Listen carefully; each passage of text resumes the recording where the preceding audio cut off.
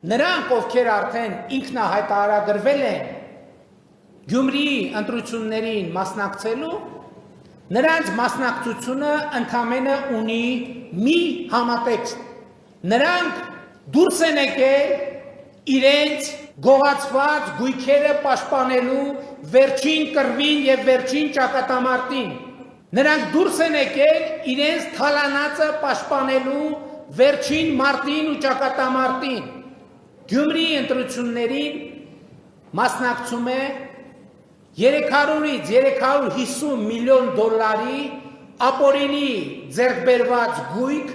որը սպասվում է վերադարձի Հայաստանի Հանրապետությանը եւ ժողովրդին ի սեփականություն։ Ընդ որում հայտնի են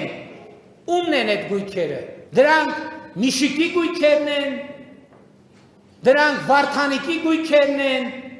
դրանք Ռոբիկի գույքերն են եւ դրանք Սերժիկի գույքերն են։